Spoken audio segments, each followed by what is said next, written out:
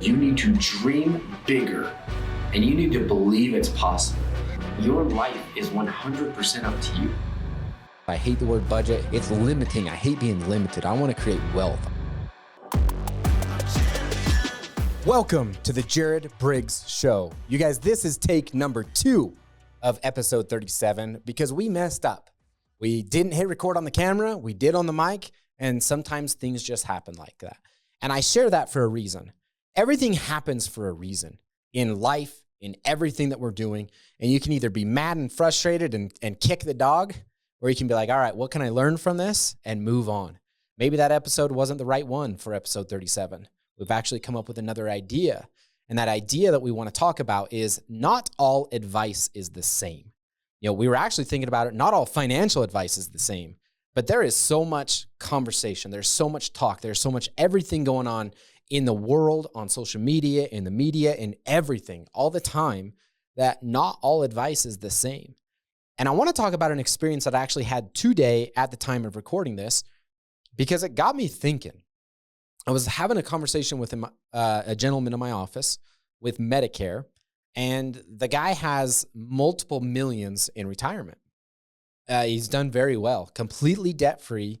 He gives his kids a crazy amount of money every single year, completely debt-free. Like, he's doing very well.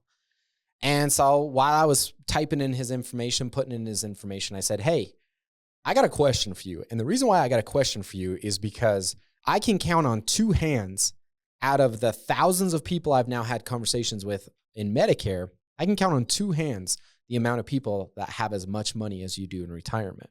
I was like, there's actually more people with less than $250,000 than there is more than $250,000 that I work with on a regular basis. And so it's kind of an interesting thing. And so he just went off in advice. And this was the advice that he gave. He said, every time, you know, in my job and in his wife's job, everything that they were given for retirement planning, he said, we maxed it every time. So if his company gave a match, he would completely max out that match on his end as well. He's like, we lived very frugal. We rented for a long time because he's like, we lived in a nice house for $800 a month for years. And that's very untraditional advice. I actually am to the point now where if a young couple came to me and said, should we buy a house? I'd tell them no. I would honestly tell them no, because my wife and I didn't buy a house for the first 6 years of our marriage. And I'm so glad that we didn't, because we were paying $800 a month in rent. It bumped up to $850 towards the last year or two.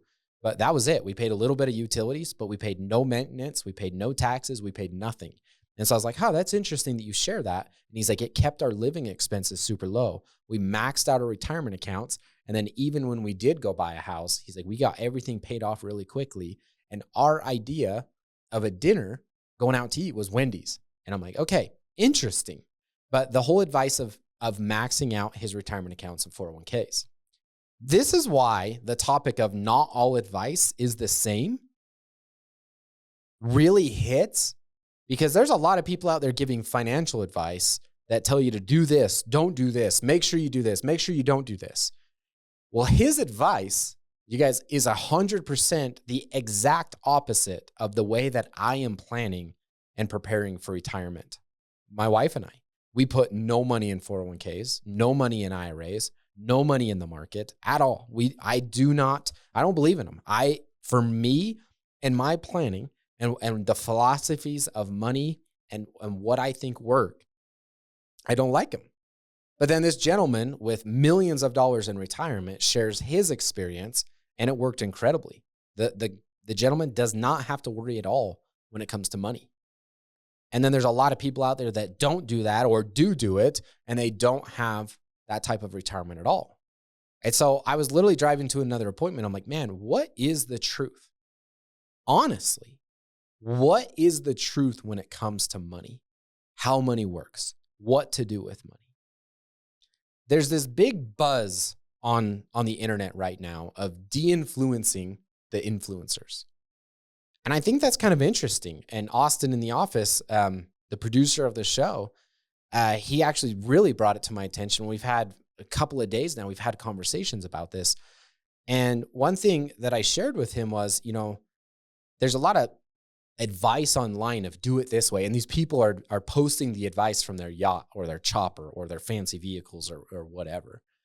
And I had a mentor a few years ago share with me, he's like, everybody wants to be a billionaire or a worth 100 million, 500 million.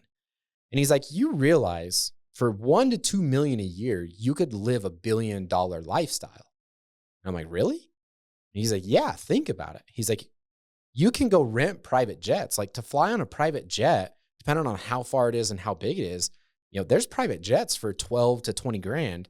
If you want big ones, big, huge ones with bathrooms and flying clear to Hawaii or whatever, you might spend 50, 60, 70, 80, $100,000. But it depends on what you want. But you can find a lot of things for, $5, $10, $15, $20, $30,000. Renting yachts. He's like, you can rent a big yacht for 50 grand for a whole week. Renting sports cars, renting all these different things. You can literally rent them for a day. You can rent them for a week. You can rent them for a month. So he's like, really do the math. Like, let's say you want to fly private a couple of times. Go on a yacht for a week as like a vacation. Go stay at some really nice Airbnbs across the world or rent some things and rent some sports cars and da-da-da-da-da. He's like, dude, $500,000, you could do all of those things in 1 year. So he's like, think about it. If you made, $1-2 million a year, you could live $1 billion lifestyle. He's like, you're not going to own any of those things, maybe 1 or 2 of them. That changed my perspective. That changed my thought where I'm like, oh, wow. Everybody on the internet is posting, oh, you got to do this to make this amount of money. You got to make these decisions and this and this and this, posting it from the perspective of they're wealthy. Are they just freaking renting those things? Are they honestly just renting those things? Because I just met with a guy who's got millions of dollars in retirement, owns some really cool farm and ranch and construction equipment that I really like. I really like those things. We had a whole conversation about a mini excavator that has the thumb on it. So you guys, for those of you that don't know what that is, you got the bucket, but then it'll also have a thing that like clamps to the bucket. So it's called a thumb. So if you want to pick things up and move things, and his has a thumb. I'm like, dude, that's freaking awesome. Like, I want a mini X with a thumb. That's one big thing that I really want. Well, you can buy one of those, $30, $40, $50, $60,000, depending on how new and how big and everything you want. So I'm sitting here talking with a gentleman that is completely debt-free, has all of this cool farm equipment, but from the world's perspective of it, nothing's what the world is telling us we should have. He doesn't have a multi-million-dollar home on the beach. He doesn't have sports cars sitting in the garage. He doesn't fly on private jets and go on yachts. He doesn't have all these beautiful ladies sitting all around him. Like, but the guy has more money than he'll spend in his lifetime. He's got a lot of fun toys. From a country guy's perspective, he's got a lot of really fun toys. He's got an indoor arena where he rides his horses. Like, a lot of cool things, right? And so this whole de-influence the influencers and this whole concept of like, what is truth? Like, I'm trying to make sense of it within my own mind and within my own head of like, what is the truth? What is honest, like downright truth of what you should do, why you should do it, how you should do it, when you should do it? And when I sit here and I think about this, you guys, there is no one answer. There is no one perfect answer. There is no one size fits all. There's none of that. Because I was thinking about it, I was driving to the other appointment. I'm like, I like what this guy's done. It's pretty cool. But when I pass away or my wife passes away, it's more important for me to have cool experiences. I've met with a lot of people in retirement and their spouse has passed away. And they're like, yeah, I've got all this money, but I don't have my spouse anymore.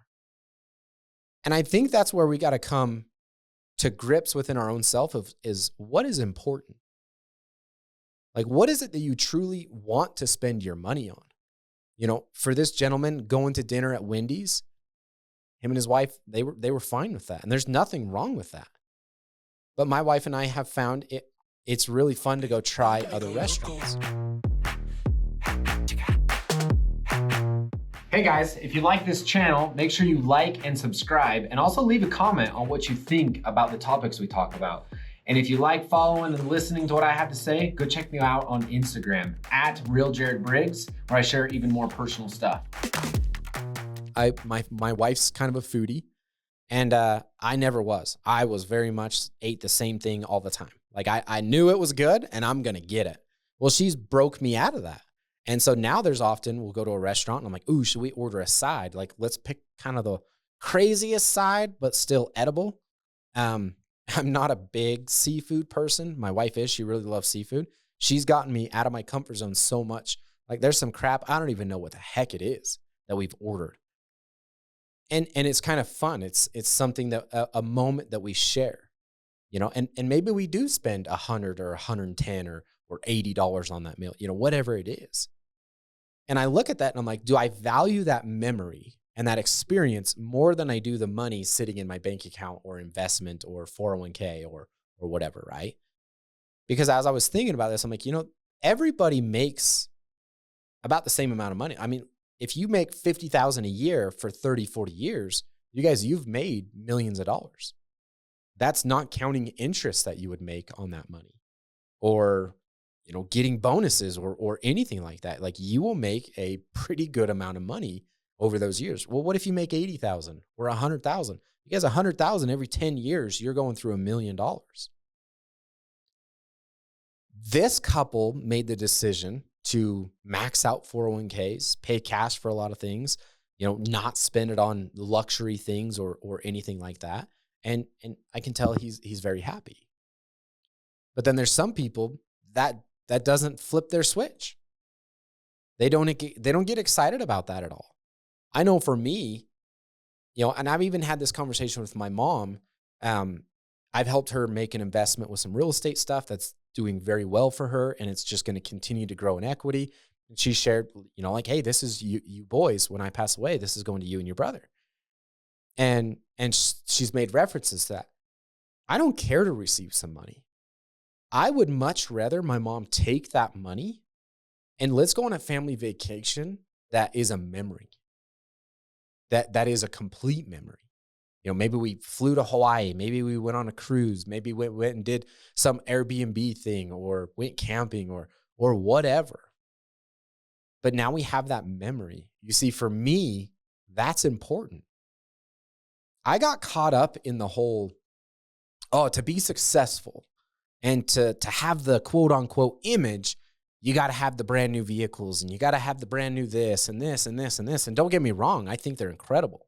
And I will continue to be a purchaser of new things being created.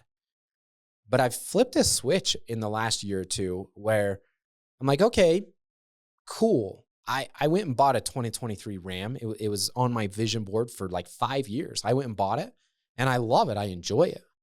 But now I'm more interested in getting that vehicle paid off than I am in 2 to 3 years trading it in. You know, you hear a lot of advice out there. Oh, you know, every 50 to 80,000 miles, you need to trade it in and upgrade and rotate through your vehicles. Yeah, and I can see the point of that and the vision of that. And I'm already at 50,000 miles and I have no desire to trade it in. I would much rather have it paid off.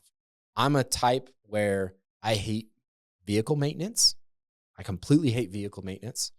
And if the truck starts having a lot of problems and the warranty's gone, that's when I'm going to sell it and upgrade. But we have this shiny object syndrome. And it's like to impress our friends. You guys, I got caught up in it too. But it's cool for like a freaking day. You know, like you get the new iPhone or the new, I don't know what kind of phone Austin over here has. He's got those weird ones, you guys, the green bubble phones. But you see the new phone and you're like, oh, these are cool. And they're like $1,200, right? And you're like, oh, I'm going to look so freaking cool. And then like 24 hours later, you're like, okay, this is just a stupid phone. Like it literally looks no different, like a tiny bit different than the one that I had before. So what is important? So I share all of these things because I think we all need to learn for ourselves, you know, what is truth? I don't think truth is 100% defined the same way for every single person. Because there may be someone out there that getting the brand new truck every 2 years is inspiring and motivating for you to work incredibly hard to be able to afford that. And because of it, you make more money and you do think, great. If that's what flips your switch, then go for it. But I set a goal in 2024. I was like, I want to pay off my diesel truck. I have a 2016 Cummins truck that I bought in 2019. And I was like, I don't know why, but I just want to pay this thing off. And I had a goal to pay it off in December 2024. And I literally just barely made it to, like, I paid it off and there was like a week left in the year. I've been so, like, that truck is a 2016. My other truck is a 2023. I look at that truck, the 2016, and I'm like, that thing is a freaking beauty. Like, I own that thing. All I got to do is pay like $260 to license that thing every year. And then I just put, maintenance and stuff like that. But like, that is inspiring to me. Like, I really enjoy that. Now, are the new trucks, they've come out like Fords and Dodge and Chevys, the new interiors and packages and the 8-speed, 9-speed, 10-speed transmissions and the more power. Oh yeah, guys, it's attractive. It's 100% attractive. And if that's what you want, like, go for it. Hey, are you liking this channel? Hey, if you like this channel, don't subscribe.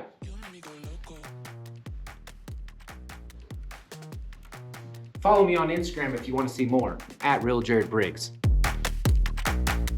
Okay, ladies and gentlemen, we've had crazy technical issues, so please bear with us. I was talking about, all of these different things when it comes to, money, finances, investing. What is the truth? What I believe is the truth is whatever you define for yourself. If having a massive retirement account that you can pull from whenever you want is what you desire, then that's what you should do. If going on vacations, driving the new vehicles, having the fancy house, that's what you should do.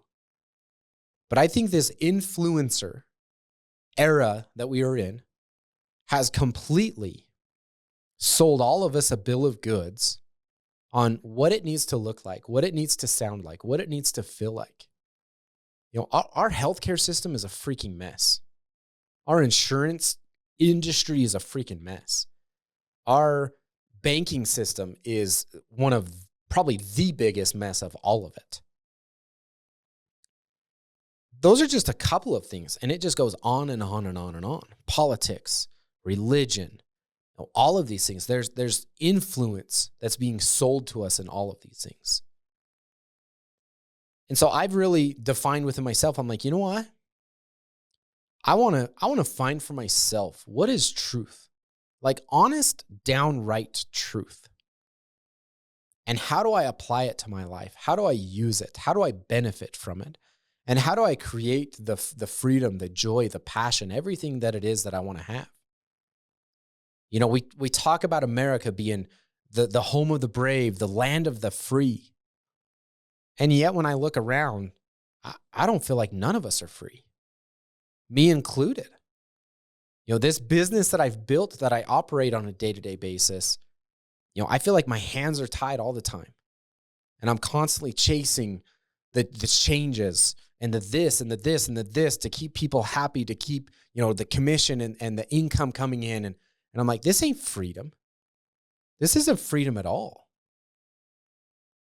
I want to be the master. I want to, no matter what happens, no matter what, this world could flip upside down tomorrow. And I'm like, I'm good. It could take a 180. I'm good. It could stop completely. I'm good. That's the thing that I desire. So what are the things that are truth that are going to lead, me there, lead you there to your goals, your dreams, your desires, your passions? That's why I say at the start, I don't think all advice is the same. I don't think all advice is good. Like, I think we should start questioning the question. I think we should start questioning the statement. You should invest this way. Why? And then they say, oh, because of this. Why? Why are we just doing whatever it is that we're doing? Have you honestly thought about that? Why do you do the things every day that you do? Why do we keep doing the things that we keep doing? I want you to start questioning those things and realize that all advice is not the same. Not all advice is good advice, and not all advice is bad advice. Advice is advice. If you asked a rancher where they should invest their money, they would tell you to buy cows and land. If you asked a real estate investor, they would tell you to buy real estate. So what is it that you truly want? You start questioning those things. This whole conversation is to start questioning the influence, the influencers, this buzz that's going on social media.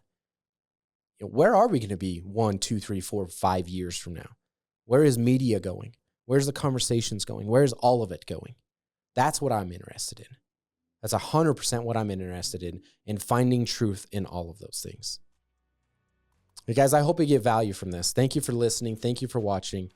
Be the master of your life and have the best day ever.